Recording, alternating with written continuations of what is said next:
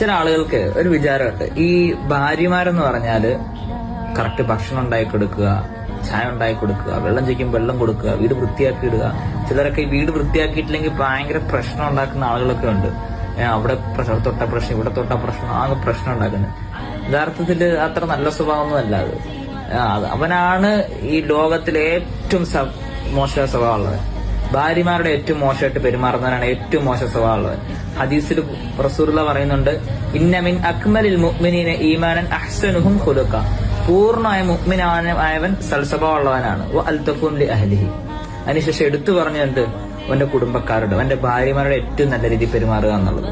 അതുകൊണ്ട് സൽസ്വഭാവത്തിന്റെ ഏറ്റവും അങ്ങേയറ്റമാണ് എന്ത്, ഒരു ഭാര്യയുടെ നല്ല രീതിയിൽ പെരുമാറുക എന്നുള്ളത്.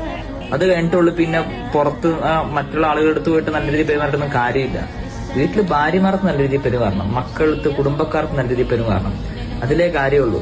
റസൂലുള്ളാഹി സ്വല്ലല്ലാഹു അലൈഹി വസല്ലമ തങ്ങള് വീട്ടില് ഭാര്യയെ സഹായിക്കുമായിരുന്നു, വീട് വൃത്തിയാക്കുമായിരുന്നു, എല്ലാ കാര്യങ്ങളിലും ഖിദ്മത്ത് ചെയ്യുമായിരുന്നു, ഒരു താഴ്മയോടുകൂടി ഖിദ്മത്ത് ചെയ്യുമായിരുന്നു.